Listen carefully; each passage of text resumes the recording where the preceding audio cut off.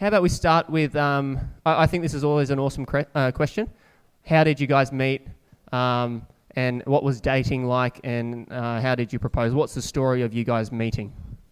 I think we met at church, and I proposed in a restaurant in Hawthorne, and we were friends, sort of in a church community, and we didn't really date for long, but we were engaged for a very long time, for about 19 months, and Jenny, I kind of knew Jenny's family, and so that was a big thing for me. Is okay, I need to meet this girl's family. So I had a good understanding of her mum and dad and brother and sisters, and that kind of helped me a lot. Yeah, I was pretty young when I got engaged when I was 18, so yeah, pretty young. And then I was 20 when we were married, 21 when we had our son, 24 when we had the twin girls. So yeah, 3 children under 2.5. Pretty quick. But one thing was we were both really surrendered to God. That was the key thing. We'd both really surrendered to God. Dan was in leadership in the church, in small group leadership. And my family were in the church. So yeah, he got to know my family really well. My parents were real servants. I'm going to tell you a bit of a funny story. I'd been away from my church for a little while. My dad was the local minister, and I'd been away at university, and I came back, and some mates got together with me, and they said, why don't we, there was a church camp on that weekend, and they said, why don't we cycle out to the church camp? And I thought, yeah, great idea. So we got up early on one Saturday morning, and we rode into this church camp. And of course, I don't know how many of you do a lot of cycling, but it always takes longer to cycle somewhere than you think it's going to. And so we arrived a little bit after breakfast was kind of being cleared up. And there were 4 of us, and we all marched into the dining room. And there were these 4 girls kind of doing breakfast, if you like, and cleaning up afterwards. And they saw these 4 blokes who they hadn't seen before, and they thought, oh, gee, we'd better look after these blokes. And so they cooked us a beautiful breakfast. And we kind of looked at each other and went, they think we're new to church. Like, they don't know who we are. So we played the game with them, and that's how I got to know Wendy. I didn't see her again for quite a while, and we were at there was one of those, like a Billy Graham crusade, but it wasn't Billy Graham. Who was it? It was... It's someone Leighton these Ford? guys are too young to know about. A crusade kind of thing, and one of the girls in church saved a seat for me next to Wendy and made sure I sat next to her and got invited back to her house and stuff. So we were kind of introduced. We add to that story.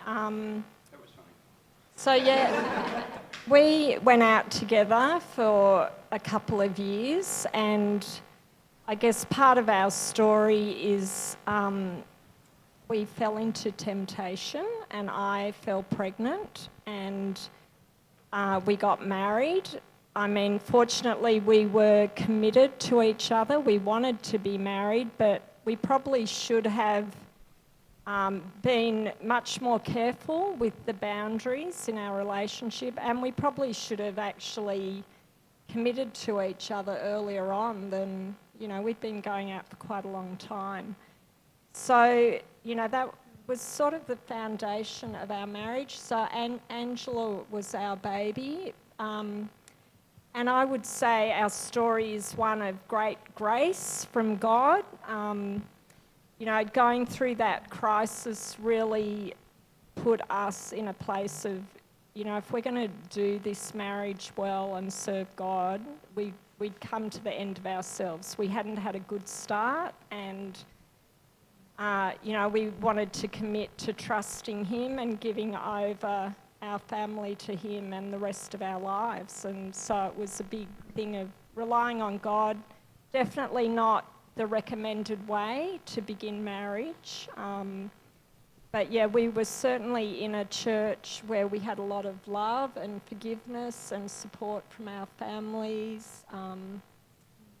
So that's a basic story of our marriage. I appreciate how open you are because, I appreciate how open you are about that. About that the fact that you fell pregnant before you're married. You know that can be. Yeah, I mean that's something that we know in the Bible. That's very clear that and appreciate that. I'm sure a lot of people appreciated that you could be open about that because it's a very taboo topic. But thank you for that. Nicole, do you have a question? Yes. What do you think the purpose of marriage is? And before you answer, we're going to pop up a phone number. Oh, it's already up there. Sorry. You guys know the drill, so I don't have to go. So what's the purpose of marriage? Excuse me. Love that vulnerability there. It's sort of hard to transition to something else, but I think purpose of marriage. But just kind of before I get there, just thinking about what's just been said is that we're on a redemptive path, and that's the power of Jesus and the power of following God is that we get redeemed, and kind of love that.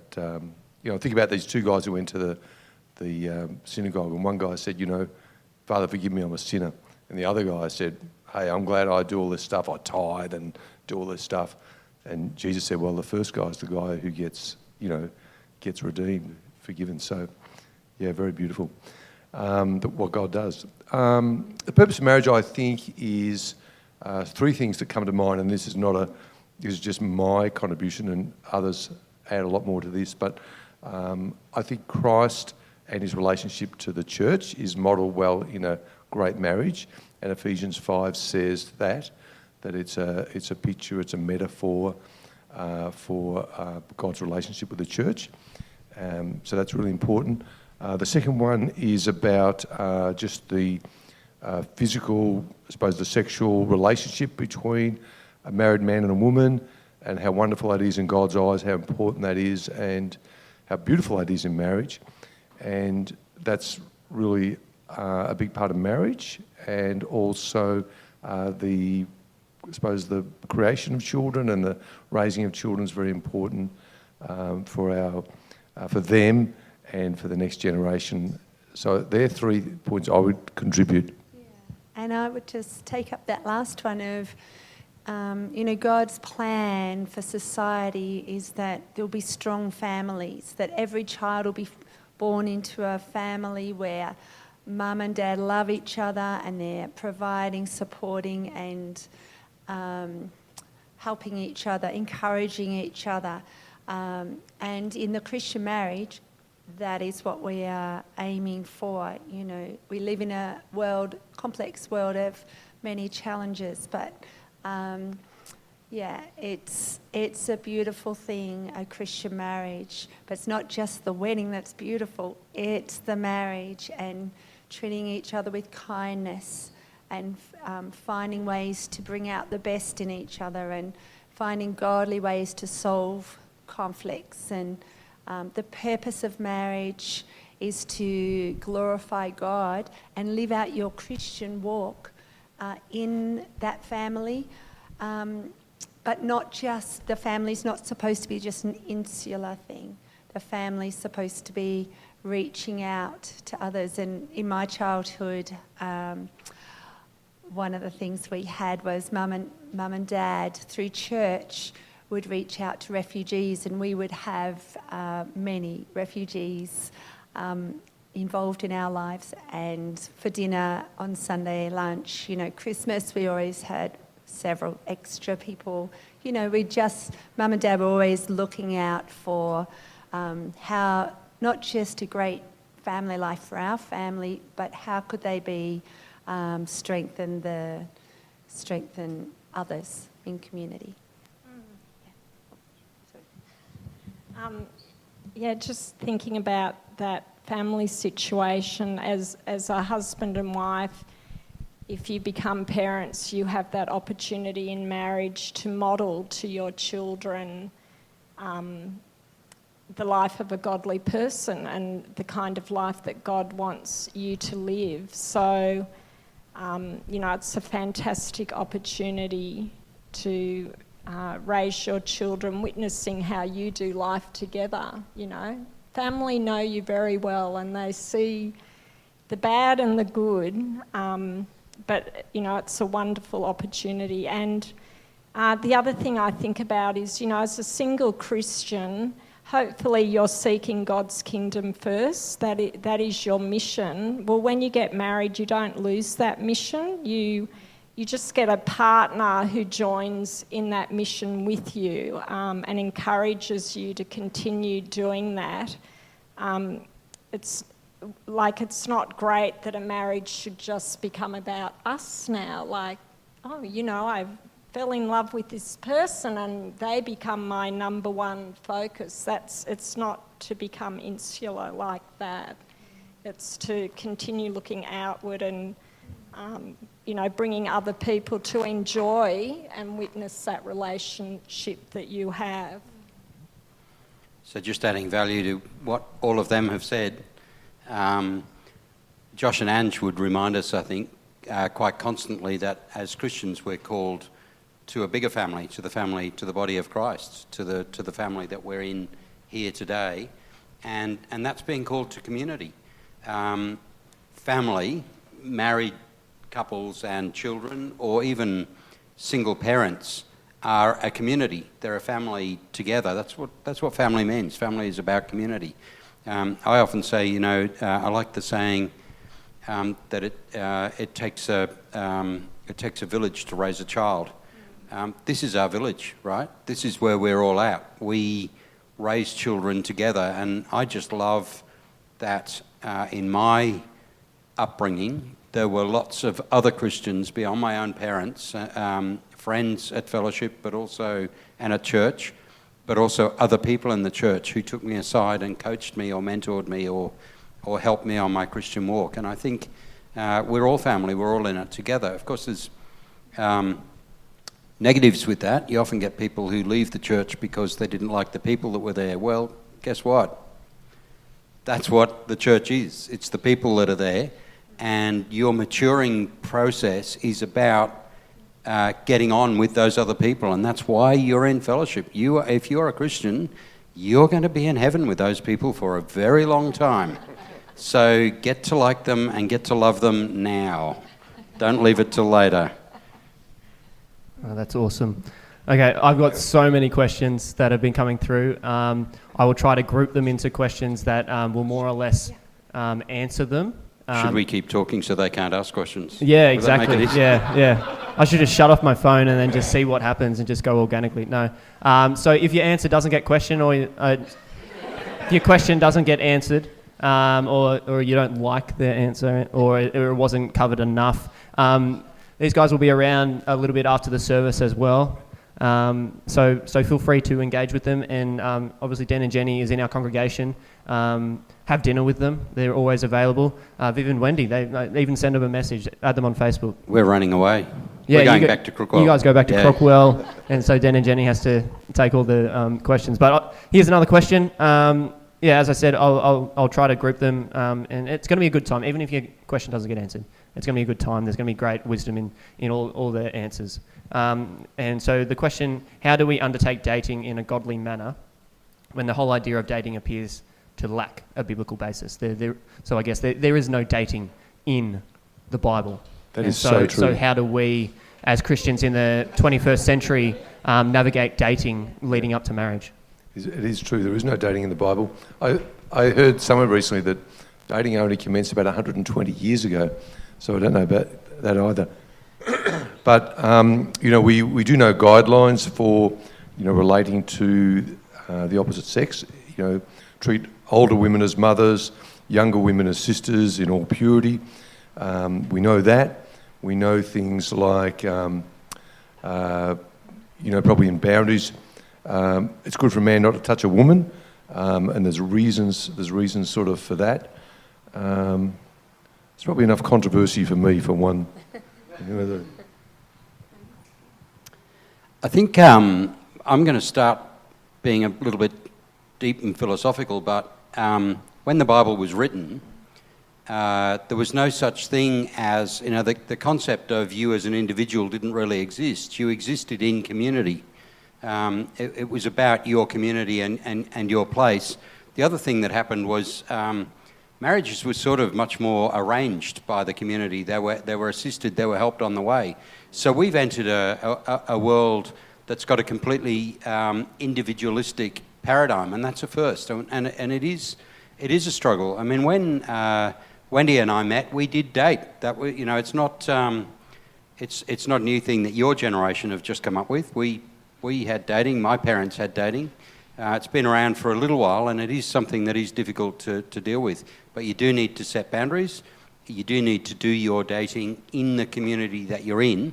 And I think a discussion we'll probably have a bit later is it's very important to make sure that you as a single person, and as a single person coming into a relationship, make sure you have your relationship with God aligned first. That's very important. And that other person's relationship with God is aligned. Dan said something wonderful this morning. If you're trying to be the best Christian you can be, then that's you're working on your relationship with God, and let God sort of bring that relationship alongside. The other thing is just remember that you're dating, and so that person can leave you and go on to another relationship. How are they going to feel when they leave? Be very precious about love is about finding what's good for the other person. If you love another person, even though it may hurt when the relationship breaks up, and hopefully it doesn't, hopefully you engage in a relationship purposefully and it moves on. But if you do break up, that person leaves knowing that you've loved them, and that your love has been a concern for them. So this is weird, but I'm going to weigh in on it. 3 years in to being married, so I think since I discovered, I guess, girls and became attracted to them, and I desired to be in a relationship. I had a huge crush on a girl growing up, and then when I was in uni, all I wanted was to have a girlfriend. And so that has been a battle for me for a long time. And so even when it came to finding Nicole, and it talks about, it kind of talks into what you were saying about make sure your relationship with God is solid even before you're going into dating. Because what happened for me is I found a girl, Nicole, who was Christian, and in a sense she brought me closer to God in that regard. But I was piggybacking off that. And so then when we got married, and this might be really shocking for young people who are looking to get married or are dating right now,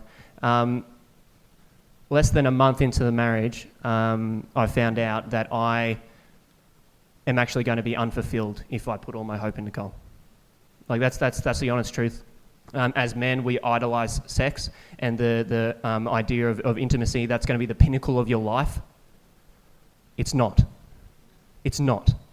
Because there are going to be periods in your marriage where you are not sleeping together, like you're not having sex. When kids come along, when we mutually agree not to, as it is biblical. There's a part in the Bible that says that you should only stop having sex when both mutually agree. But the fact of the matter is that you are not going to spend the rest of your whole life every day having sex. And as men, you guys need to come to terms with that sex is not the best thing that life has to offer. Christ is. And Nicole, I've told to this Nicole a million times, and this is not a reflection on what we have. It's amazing. But there are bigger things to life. And what I found, I went down a very kind of Solomon Ecclesiastes kind of idea. Everything is meaningless. Like if the pinnacle of what I thought was going to be the pinnacle of a man's life is even not it, then what am I left with? And so then in that point, in marriage, I had to fight for my relationship with God because I knew that was what's going to sustain me. And sharing that with someone, it brings a beauty. But yeah, super important. Don't think marriage is going to solve your relationship with God. It's not going to solve all your problems. You really need to work right here, right now, if you're single or if you're dating before you get married, to get that relationship with God right. Because if you discover 2 years or 3 years into marriage that the things that you believe in, the foundations that you believe on who God is are a bit shaky, that is really painful to discover in marriage.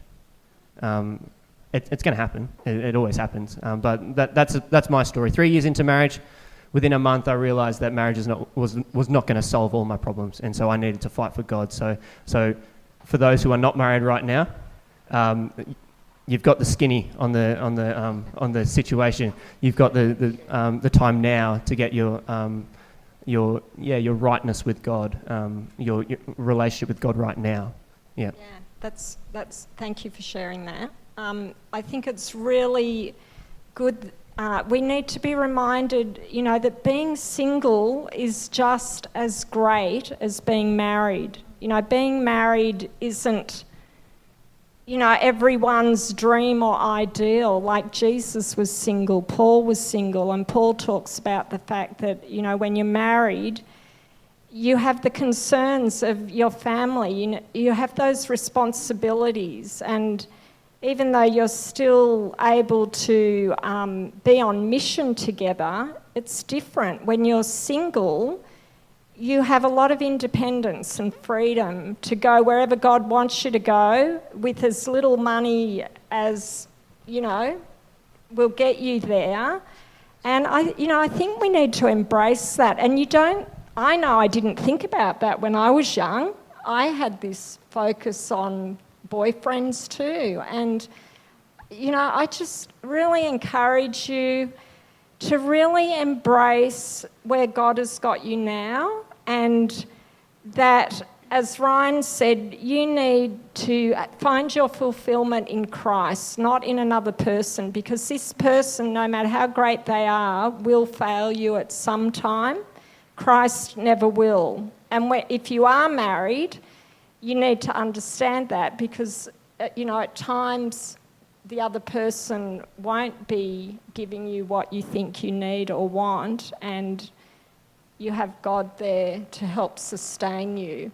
But you need to learn that as a single as well, that, God is who makes you complete, not this other person.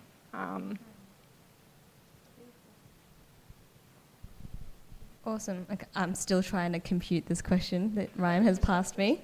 But how did you know your spouse was the one? And I guess the gist of this question is, if there are incompatibilities, what are, I guess, the important parts that overcome those incompatibilities? I think in dating, you may run into some things thinking, actually, I don't like maybe the jokes that this person tells, for example, and you think, I'm not sure I could really live with that. And which is it's your right when you're dating. Like dating is like a big job interview, a long job interview, so that's a bit about, I think, compatibility. And when you date, you'll see people in different circumstances, under different stresses, and you think, okay, so that's how they handle that, or, hey, you know what, their mum and dad's really upset with them at the moment, how are they handling that? So it's you get to see a lot when you date people, and that's really, really healthy. There's another part of that question, but... Yeah, so I guess, how did you know that Jenny was the one? That's a good one. That's a good part of it. And I've got lots of thoughts on this, but obviously I'll let you guys.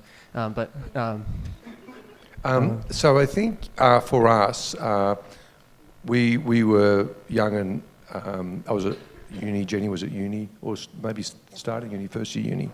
And I think our pastors could see where this was going. They're like, wow, Dan and Jenny are really friendly, and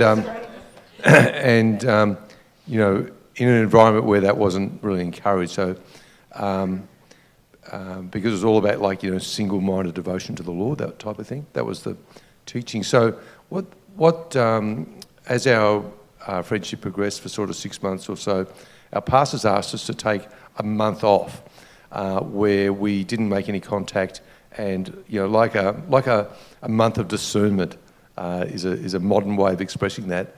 And so we both we were happily agreed to that, where we each took time to pray, seek the Lord, not contact each other, and just see what God was saying. And I know Jenny made some extensive notes and went and saw the pastors, and I think what I was looking, in Proverbs it talks about a man's kindness. What's the rest of that verse like?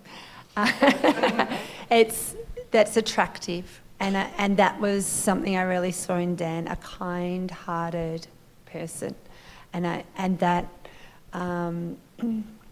that is something that's going to be great through your marriage. I think in the dating period as well, or in the getting to know you period, it's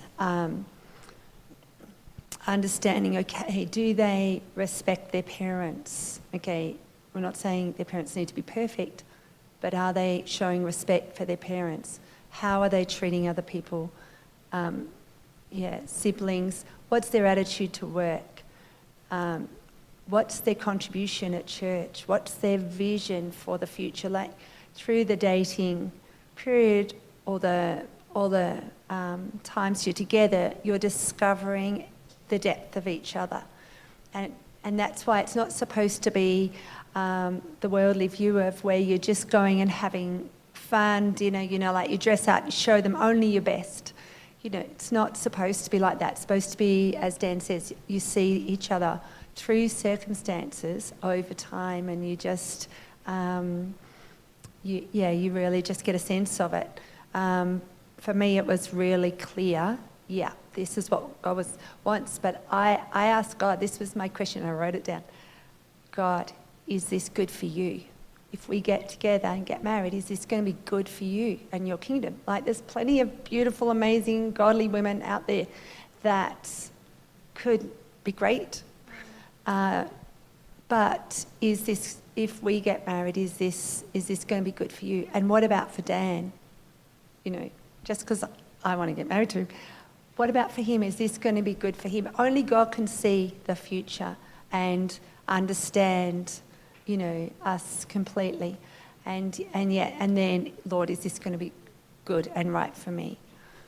So those were three of the questions I was asking, but I did make extensive notes, and I did take time and really soaked in the scripture and sought wisdom from my godly pastors and others as well, my parents who are godly, just godly people can help you. Just to be very brief, I think, you should, if you're a Christian, you want to be on the same track. So, you want to be with another Christian because, to me it just doesn't make sense that you would kind of not seek a Christian to be your partner, so that, otherwise you're going to have divided interests and, you're not going to see life the same. I know with Viv, one of the things that first attracted me to him was, you were pretty smart. You still are. He knows a lot. If you talk to Viv, he knows a lot about a lot of stuff, and even when you can't believe what he knows, you can go and Google it, and he's generally right. So, sticker on the fridge that says I don't Google, my husband knows everything. Yeah, so, that, and I just felt like I needed someone, he had been a Christian for longer than me, and I just felt that he had those leadership qualities. I'm going to be the person who throws this question back at you, because the question actually scares me. The question scares me because I think, and I'll put it to you from our life story. Wendy said, we ended up where Wendy was pregnant before we actually got married. So we knew long before that we should be together, that we should get married. But ultimately, I think I was chasing economic security, and I think God was saying to us, "Forget it. I need you together." And I think I think the question I've got for you is, if you can see somebody who looks right, what's holding you back? because I think very often we like to think, well, I've got to get my career in order. Or I thought, I can't really marry Wendy till I can provide a house for her. Once she was pregnant and we said, okay, well, that's it, let's get married. We got married. We didn't have 2 pennies to rub together, but God looked after us and God provided for us and things came together. And, me looking at it going, how am I going to afford a house and a car and look after a child? Well, you do that. So I think God helps you do it. Yeah, I think that's right. But I think the issue is that there is a paradigm out there that you should wait till you've got your university degree behind you. Wait till you've got, I know people who say I shouldn't date till I've, bought a house or finished my uni degree or something like that. No, you date when when God's got the right person in your life, and you ask God. So I think I go back to the original things. If you're single, get yourself right with God and then let God look after the other things. It's not a matter of, I'm out hunting for somebody or now's the right time. I know plenty of people who let the right time go by and now there isn't anybody. I'm not trying to scare you, but I'm scaring you. Seriously, put your life in the hands of God and let God run your life. Don't try to plan everything out and hope that it'll work out. I'm a planner, right? I'm a town planner. I know how to plan things, right? One thing I won't plan is my life because ultimately I've handed that over to God. What am I going to do? Take it back? No. It's in God's hands to run that life, and that's where yours needs to be. I've been asked this question because 4 years ago when Nicole and I were dating and we were looking really strong as a dating couple, marriage goals, etc. No, but we're a young church, and so it's really awesome that we have people that have been married for so long. I'm not saying don't have goals, by the way. Yeah, no. But I did have a lot of young Christian guys in particular ask me this exact question: how did you know Nicole was the one? Maybe we were engaged at that point. How did you know she was the one? What if we have different interests and isn't that going to make marriage really tough? And this is my reply to everyone and will continue to be my reply off the back of being in crappy relationships. In relationships that were with non-Christians, not that those girls were bad people, it's just we didn't have the right values and I actually got pulled the non-Christian direction rather than... That's the thing that every person will always rationalise. I'm dating a non-Christian, but I'll bring them to Jesus. Quite often it ends the other way.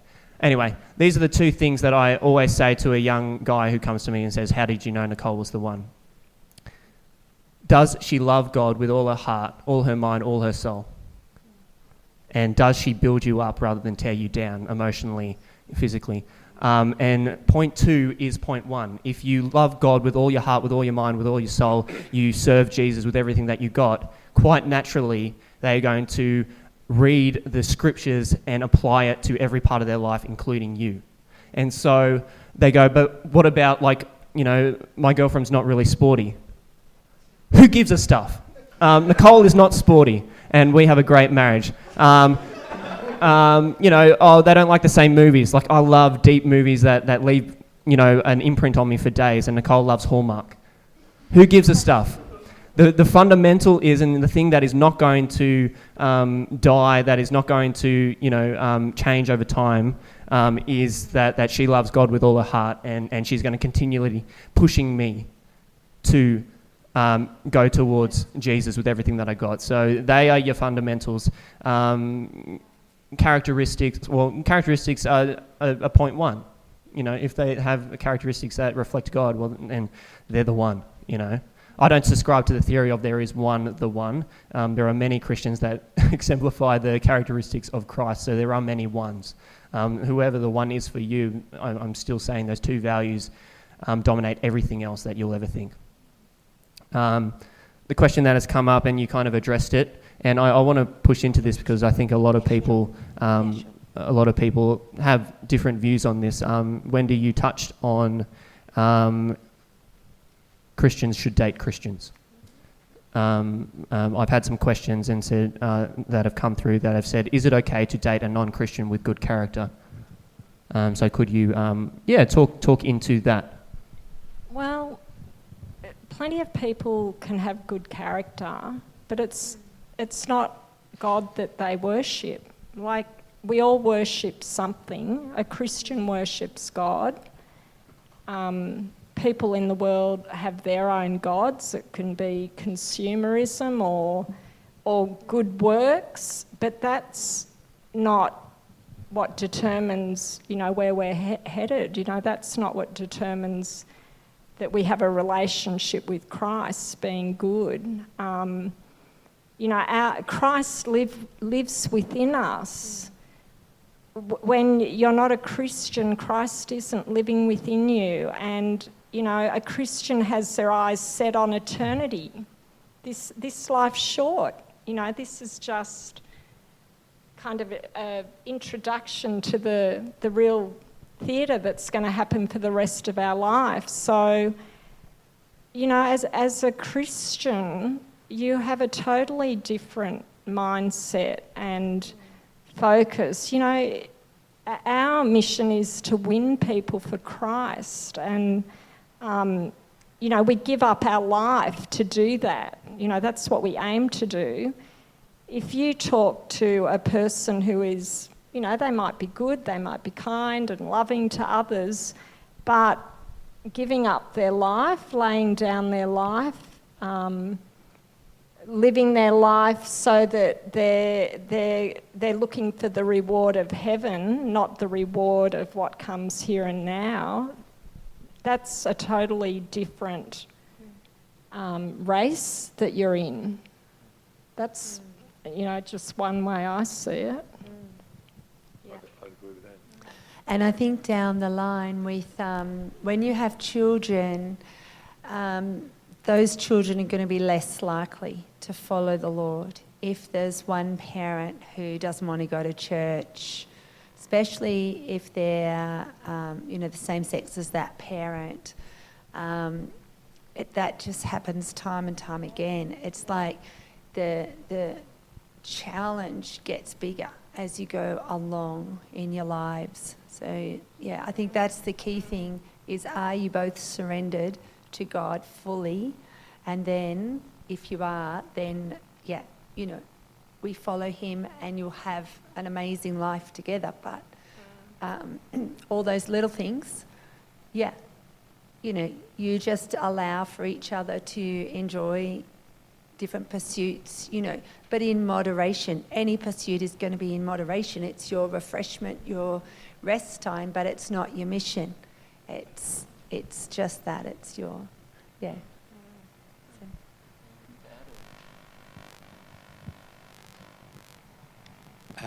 We are called to be on mission, and I think that pretty much sums it up. If you're, as Jan said, if you are called to be on mission, it's very hard to be on mission when you're not partnered up with somebody else. There is in the Bible there's this phrase, don't be unequally yoked, and quite often we say, oh well, if they're a Christian, tick, we're equally yoked. Well, no, I think that phrase actually requires a lot more than that. That's probably one of the ticks in the box. The question was, should you marry somebody who's not a Christian but with good character? By the same token, and the answer to that is, well, you shouldn't. But by the same token, don't marry somebody who is a Christian and not of good character. I think you still need to, the good character is something that you still need to ensure that both people have. Marry somebody who loves you. I often describe love and love in this way, that love, I think we often think the opposite of love is hate, but the opposite tension to love is actually lust. So love and hate are both about the other person.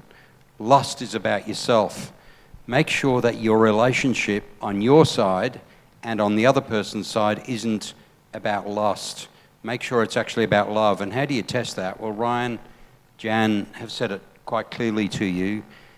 Is the person wanting to see you better yourself? Do they build you up? Are they wanting, and are you loving that other person? Do you want that person for yourself, or are you wanting to help that person be a better Christian, be a better person? I think that's very fundamental in a Christian marriage. And there's often, when we do these things, there's often a question about headship and stuff in the marriage. Headship's very much, and the whole partnership is very much about love. If you've got the right perspective on love, you both want the best for the other person. Whether it's their career, their health, whatever it is, you're trying to help that other person have a better life. That's what marriage is all about. And together you both have a better life. And I guess another thing that I would think of, and is something it's in the Bible, is and it's something that is said in Christian circles, is there's not just two in the marriage when it's a Christian marriage. There's three in the marriage. And we're talking about headship. Well, if a traditional viewpoint is the male is the head of the house, well, if you believe that or not, it doesn't matter. That's not the point. God is the head of both. And so something that's really helpful in a marriage, and especially in conflict resolution, is going, okay, I believe this, Nicole believes this, we both think we're right. What does Christ think? What does it look like in the Bible? And are you being selfish? Are you being prideful? Are you, as a man, dying to yourself for the benefit of the other? As a woman, is a woman submitting to her loving husband? Christ is at the head, and in a sense, if you believe in objective morality or objective standards, God is the objective standard. And so in regards to conflict resolution, he's got the answer in the Bible. It's there. And if you don't have that, if you're dating a non-Christian, they will be what they think is their objective standard. The non-Christian will have the objective standard. They will think that their standard is the objective standard, whereas the Christian will think, well, it's not me, it's Christ that has the objective standard. And so there's always going to be a disconnect there. There's always going to be an argument within a Christian and a non-Christian about how we should spend our money, for example. Oh, but I think we should spend our money because I worked for it. Christians will say, God gave us the ability to make money. God gave us money. God gave us everything in this life. And so I think we should give this money to the poor. I think too, if there's conflict in marriage, and maybe there's, I'm sure there'll be a question there somewhere about conflict resolution. Maybe we have to get to that in a bit more detail when we get to it. But if there's conflict between the two of you, then you both probably need to not decide who's the head, but actually both step back and listen. Spend time listening to each other. Spend time, both of you, listening to God. Why are you not on the same footprint? Maybe one of you is not listening to God. Maybe neither of you are listening to God. Get close to God first, then resolve the issues. And to add to that, as someone who was raised in a half-Christian household, my mum got saved when I was 8. I have seen firsthand her struggles of my dad being an unbeliever, and he's an agnostic, but my mum would come home and be like, my prayer got answered today. My dad's just like, okay, honey, that's nice. And it's just really discouraging for her, and I have seen her battle to share her faith with me and my sister. And I think from someone who have grown up in that household, I wouldn't want to have the same struggles willingly going into a marriage with an unbeliever. And that does actually raise another question that we need to be clear about, and that is that some people are already in a relationship, married or whatever, and then become a Christian. How do you deal with that? And I think we're probably being a bit unfair to those people. There's a beautiful story that I told this morning of a French princess who was betrothed to an English king, and in those days she had to marry for political reasons. So she went to Canterbury. Thank you. She went to Canterbury. Can we get agreement on this? She went to Canterbury. He was a pagan. She prayed for him. He decided, okay, her religion's Christianity, so in faith to her, he built a little chapel for her. She prayed for 18 years. After 18 years, Catholic monks came to town, they actually converted him. Within a year or two, thousands of English people, I think nearly 10,000 English people, were converted to Christ through her 18 years of prayer. Now, next to her little chapel is Canterbury Cathedral, and Canterbury Cathedral is the seat of the Church of England. The Archbishop of Canterbury is the head of the Church of England. So she sowed the seeds in 18 years for something, and that was 542 that she went there. So, a long time since, I can't do the maths, but that's got to be at least 1,500 years of churchmanship in that town that can be pointed back to a woman who was faithful. So yes, if you are stuck in a marriage where it feels fruitless, persist. Thanks for sharing. That's a great story. Well, this next question has 3 parts to it. Part 1, how do you think your marriage changed once you had kids? And part 2, how did you manage the balance between sowing into your spouse and your children? And part 3, what are the keys for raising your children in the Christian walk? I don't think I've got anything controversial to say. I think we were just delighted to have children come along. Jenny was so keen to have children. I remember I'd be out fishing at Morty Alec, Port Phillip Bay. I'd come in and ring up Jenny from the public phone booth. How are you, Jenny? And she was very sad.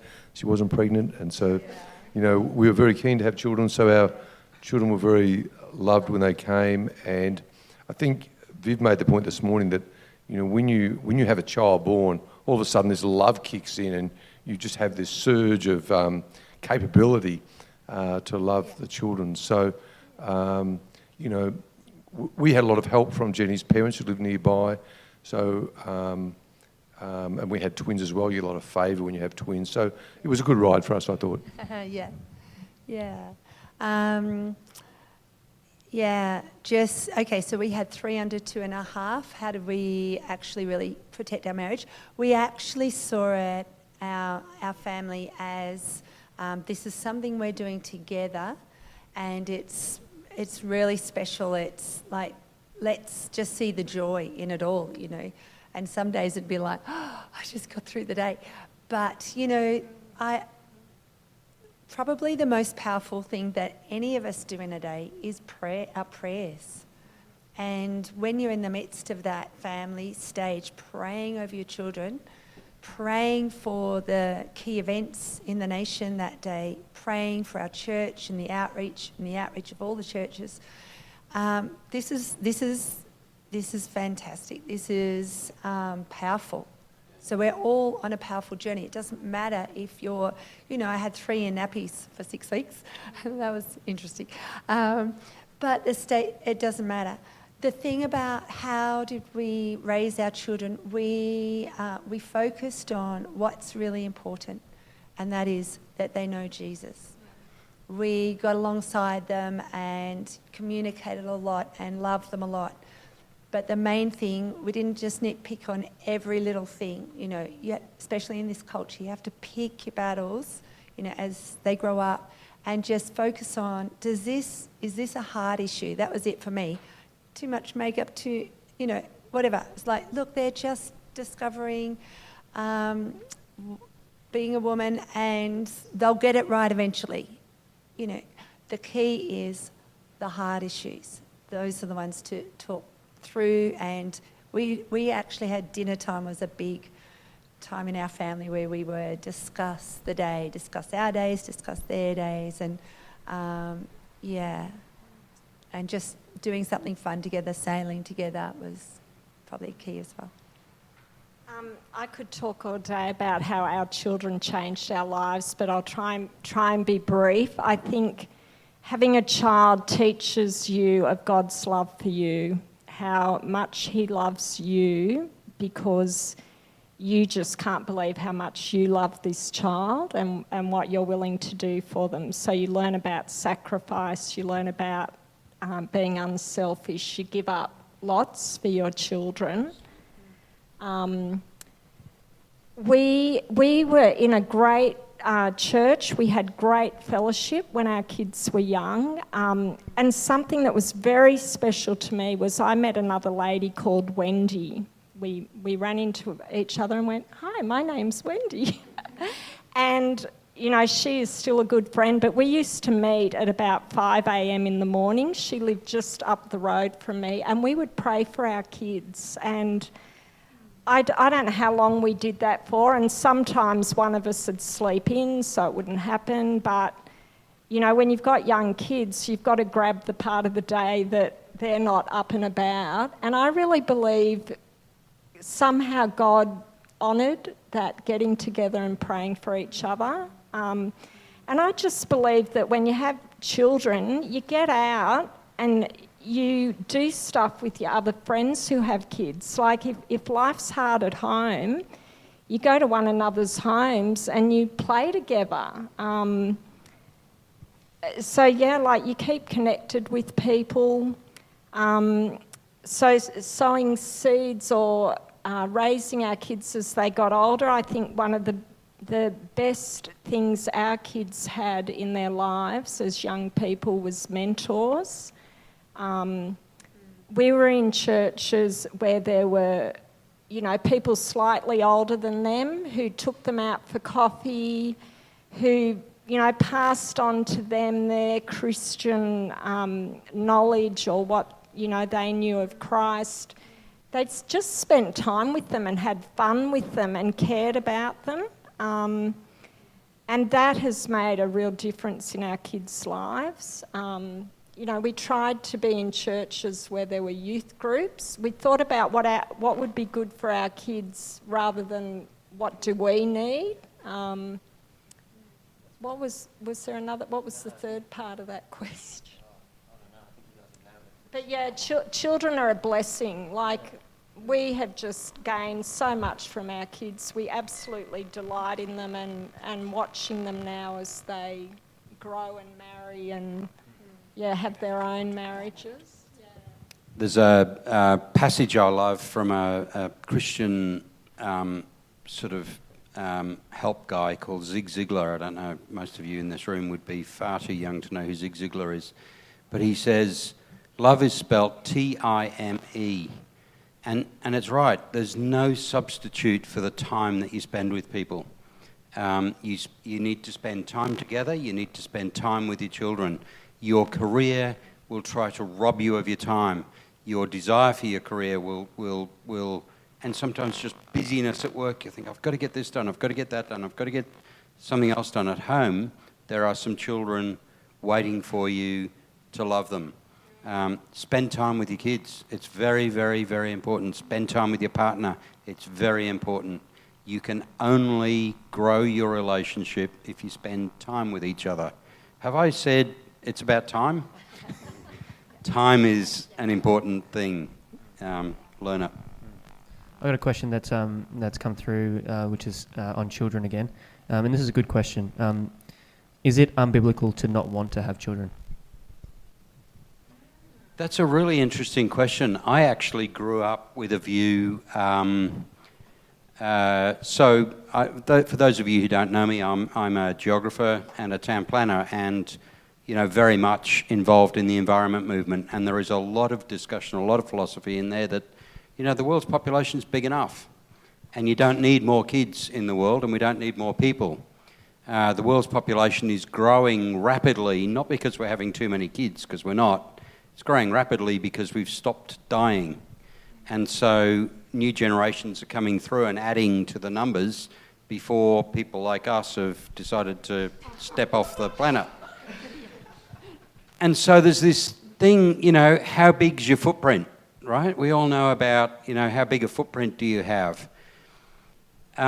Is it unchristian? Is it wrong to say, well, is it unbiblical to say that we shouldn't have kids? The Bible talks about the blessing. Children are a blessing to a man, and his grandchildren are a blessing to his beard. There's just these wonderful ideas of how richly your children will bless you. Is it unbiblical not to want children? No, I don't think it is. But I think you can miss out on so much. And I think, ultimately, by getting involved in other philosophies of the world and about the world, and look, I could do lots of seminars on Christians and the philosophy of the environment. And I'm not, it's not the time to go into that now, but if you've decided, so some people can't have children, right? And that's often very, very distressing for them. Other people choose not to have children. I don't think it's unbiblical not to have children, but think very carefully about it, because in time, there will come a time when you stop and think, we're beyond that age where we could have had children. Will you regret that decision? And ultimately, God is in control.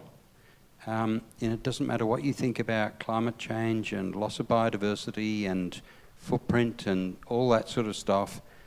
God's ultimately in control, and God will decide when this world ends, and we don't know when that is. Is it worth not having children to try to save a planet that God might be going to wipe out tomorrow? Should we husband the earth? Yes, we should. Is it a simple answer? Is there a simple answer to that? No, there isn't. No, there isn't. I think you really have to bring yourself before God and pray about that issue deeply and see what God says to you about it. I can see you scrolling through a million questions. There's a million questions. No, that was really good. That's awesome. Questions come through. What can we do practically to ensure we are doing ministry as a married couple, not just next to each other? And I'll elaborate on that. I think your relationship with God seemingly is very personal.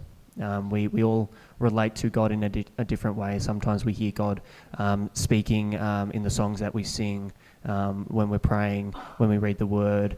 Sometimes we receive dreams. Sometimes we receive prophetic words. So our relationship with God is very personal. And again, 3 years into marriage, Nicole and I are discovering that to integrate that, to share your relationship with God with each other, is actually really awkward. So it always seems like Nicole and I are on different schedules, in a sense that sometimes I'm really into the Word, and then sometimes Nicole's scrolling on the phone, and then vice versa, and Nicole's praying really intently and I'm watching cat videos, It doesn't feel like we're on the same page a lot. And so for you guys, with all your experience and how long you guys have been married together, how did you guys ensure that, I guess in a sense, that your relationship with God was shared together?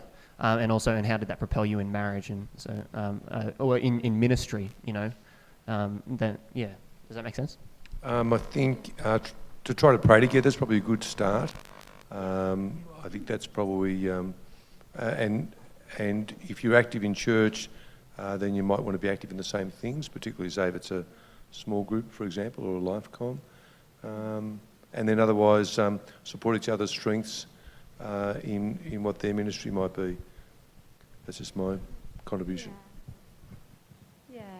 And I just think of practically how we do our day is the one who has got things on, say, in the evening that are fixed, then the other will work their schedule around so that we are synchronised, going to bed together. I remember Mum and Dad, that didn't happen a lot. And I just thought, look, we're married. We're going to try and have a meal together every day.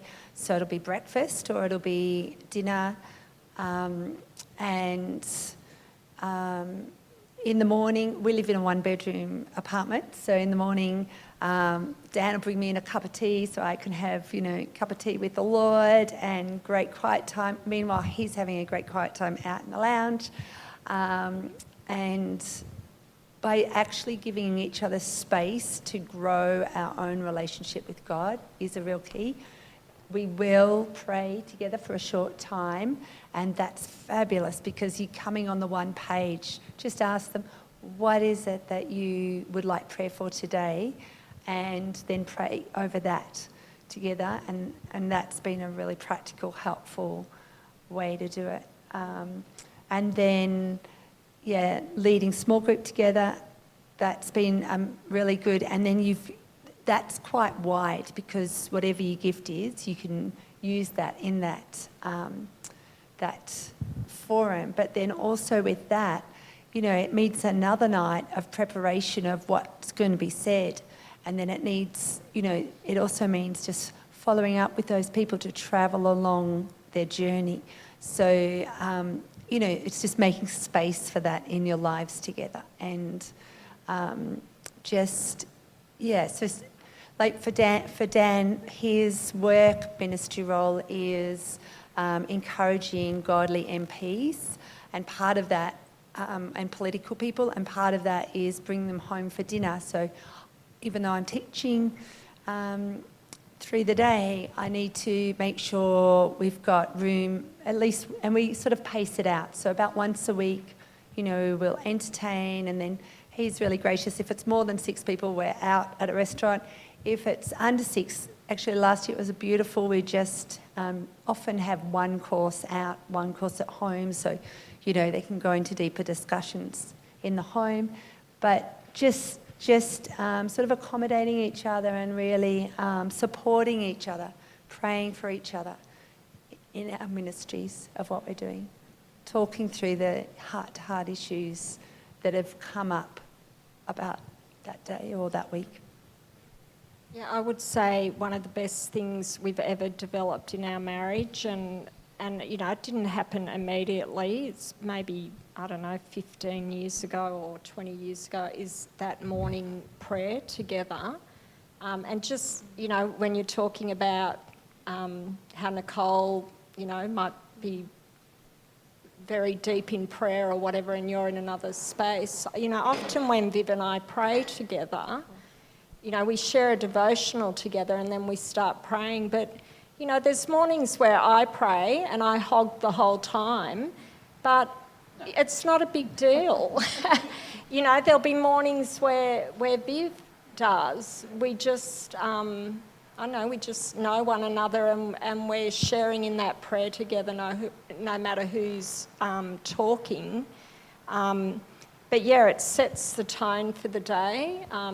Viv's main ministry, I would say, is, in his town planning, he desires good for the community, and he shares his faith with his co-workers.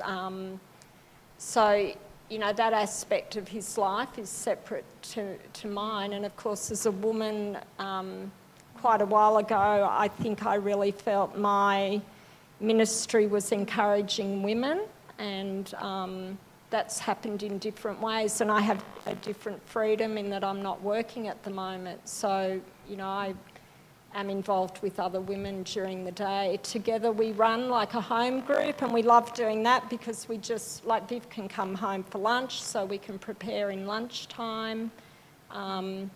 So there will be parts of your life that you'll do individually, but you're still supporting one another and making it work so that it's not a burden. You've still got the same goal at the end of the day, to bring people to Christ or to encourage them in their faith.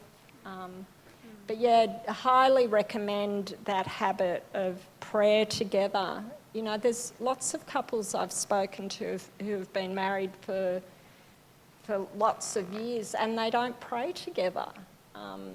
So dig into it, immediately.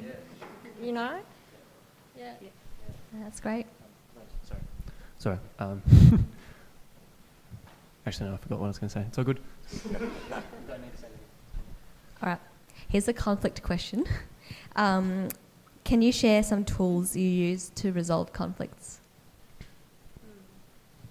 I think apologising is good, and like if you're 2% at fault, then just apologise for 100% of that 2%. You know what I mean? Like, apologies are always good, that's always good, because usually in conflict you will have contributed in some way, and so if I ever get to the point and say, hey, you know what?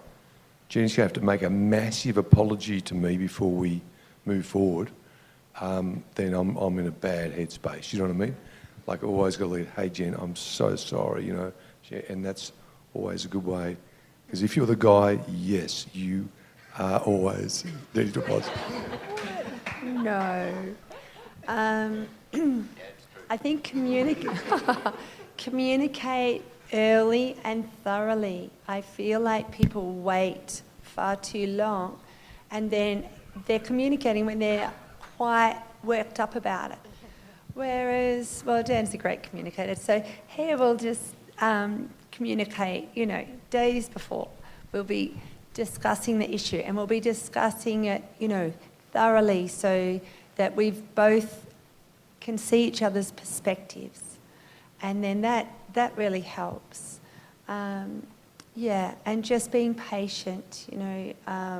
I think of when we first got married, I didn't know, we did have a great first year, but I think the long engagement and lots of talking actually really helped us there. But I came from a godly family, but there was just one thing really missing, and that was respect and honour, and in the home, in the marriage. And so it was expressed in a different way, but I just had to learn, okay, so how are we going to resolve this? And Dan was just really patient. He did not snap back. Show kindness. And because everyone will be on a different journey, and it can take time to, even if you want to get into a good pattern of resolving conflict, you know, it can take you time, and God's work in you can just take a little bit of time. But, you know, if you both love God, you can know that it's going to get better as you go along and as you trust and understand each other more. Yeah, I think talk a lot. We talk a lot. We're not, I remember we did the marriage course and they talked about the hedgehog and the, what was it? The rhinoceros. So like the person who's out there and the person who just withdraws, but we both tend to talk a lot and we can get emotional. But yeah, talk, listen, like make sure you both have enough fair listening time to one another, and don't bring up something that's going to be an issue late at night, like when you go to bed. Great point. Yeah, don't bring it up. Yeah, no, we have, Wendy, we have a rule like we won't talk about money after 10 o'clock. So like if it's, what is it, like 5 to 10? Nah. No, we'll wait till tomorrow. And that's a good rule, I reckon. Yeah. Or if you know one of you is tired, don't. Yeah, leave Someone it to should have told another us day. this before we got married. We wish we'd known this. I always make the mistake of bringing something up like at bedtime, and then we blow up. Literally last night, it was. We didn't blow up, but I just got sick of it. So we're planning on redoing our kitchen, and we were locking in the handles. Super important. We were locking in the handles, and it was getting late, and it was like 12 o'clock, and I said, I'm done. I don't care. I started saying things like, every time I put in my 2 cents about what I think is right in this regard, you totally disregard what I say, so I'm just not going to care anymore. You do whatever you want. I'm tired. I'm going to bed. And graciously, Nicole said, okay, that's fine. Rather than getting, maybe in our first year of marriage, if that had happened, that would have really hurt Nicole. And so she was gracious. And Nicole, I'm really sorry for what we did last night. But yeah, that's very true. Sometimes, like obviously, as you grow together, you will learn the ins and outs, the characters, what really grinds the other's gear, what builds them up, what tears them down, and over time you'll become sensitive to that. And yeah, that's awesome. Don't talk about money after 10. I love it. Yeah. Don't talk about money ever. I hate talking about money. Making sure that you're going to bed forgiving each other. You may need longer to talk about things. That's okay. But be forgiving in your heart, because just remember how much Jesus has forgiven us. We are forgiven and we are free and we are loved. And so it's a minor thing to offer that to another person. I did have a message, sorry.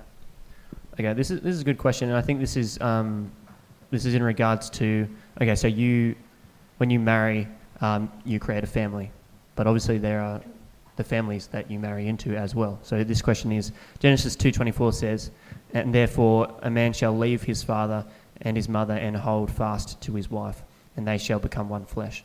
What does this practically mean? Does this mean you side with your husband over your family, or is it just referring to starting your own family?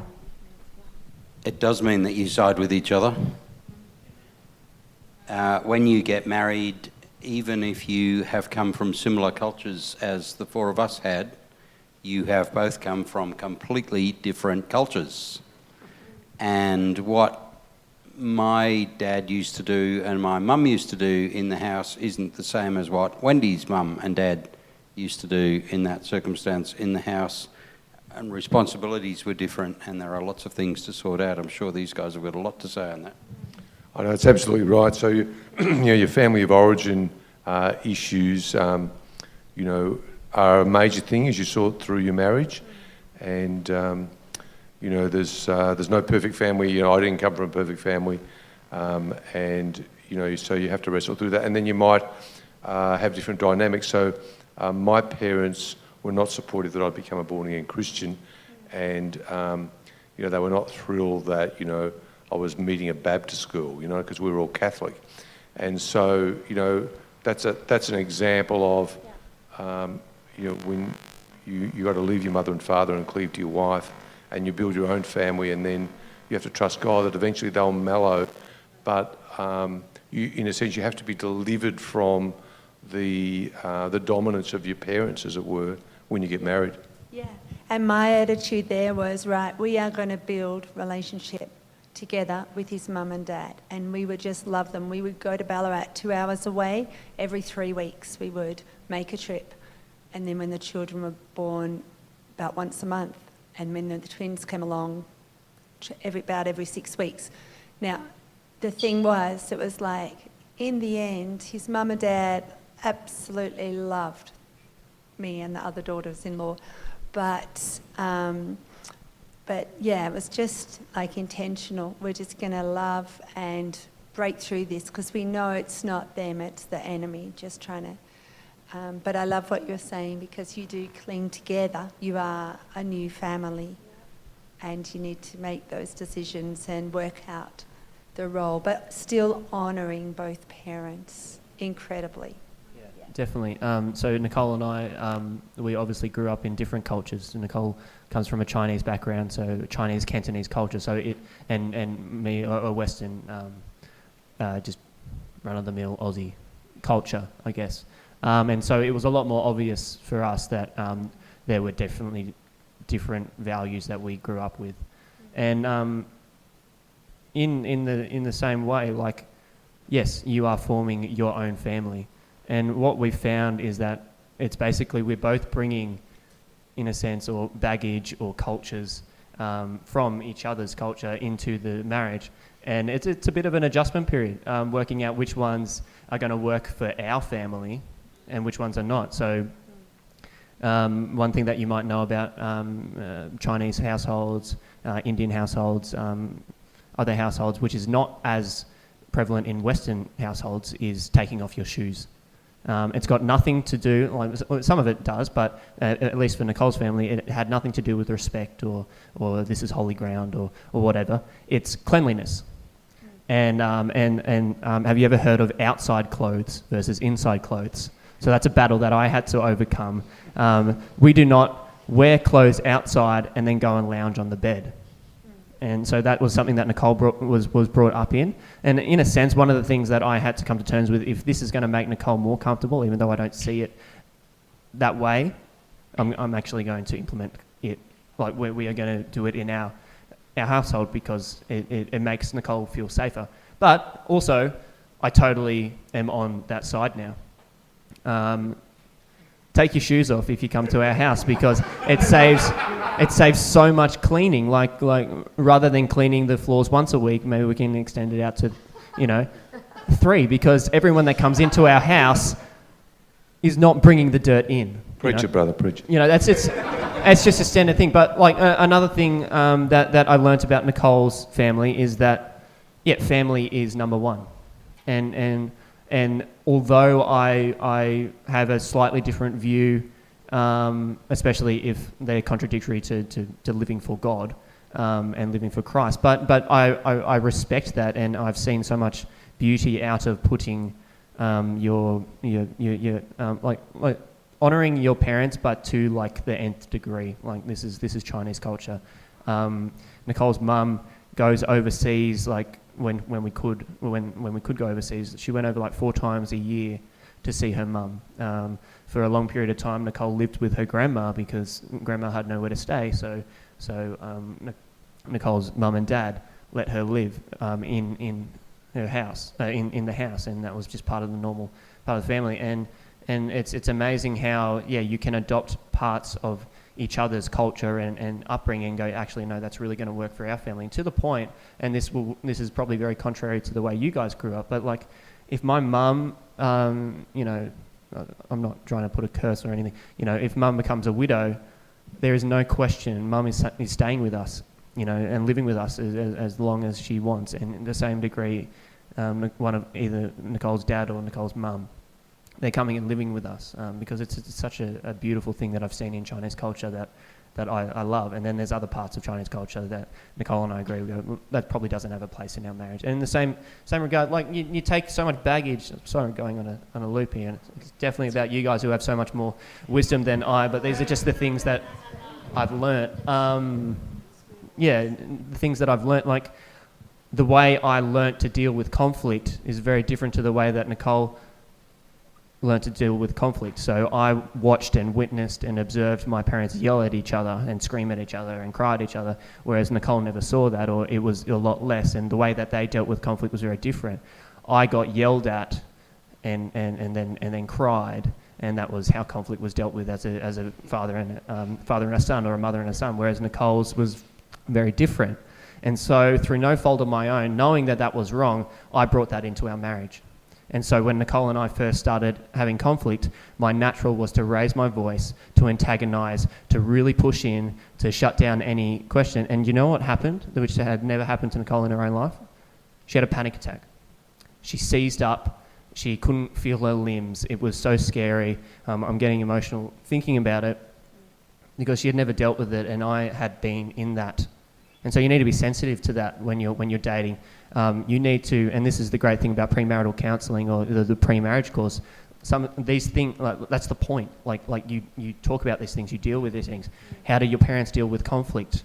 How might you think that is the right way or the wrong way? What does it say in the Bible about dealing with conflict? And that's going to help you. So for people that are engaged, Belle and Lockie, and we've got Darcy and